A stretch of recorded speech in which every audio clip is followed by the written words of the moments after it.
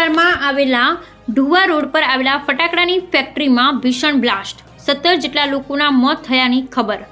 ડીસા તાલુકામાં આવેલા જીઆઈડીસીમાં ઢુવા રોડ પરથી આવેલી ફટાકડાની ફેક્ટરીમાં ભીષણ બ્લાસ્ટ થયો, જેમાં 17 જેટલા લોકોના મોત થયા હોય તેવા સમાચાર વહેતા થયા। ફેક્ટરીમાં અંદાજે 30 જેટલા લોકો કામ કરી રહ્યા હતા। તે સમયે અગમ્ય કારણોસર થયો બ્લાસ્ટ થવાથી ફેક્ટરીમાં લાગી ભીષણ આગ।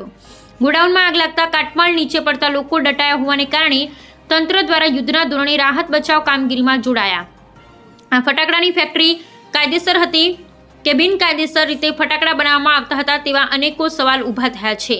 અંદર હજુ કેટલા લોકો ફસાયા છે તેનો અંદાજો લગાવવો મુશ્કેલ છે। સાંસદ જ્ઞાનીબેને ફટાકડાની ફેક્ટરીમાં મૃતકો પ્રત્યે સંવેદના પ્રગટ કરી હતી અને તેમને ન્યાય મળે તેવી માંગણી કરી હતી। ડીસા તાલુકામાં શોકની લાગણી ફરી વળી હતી। The ultimate news Deesa.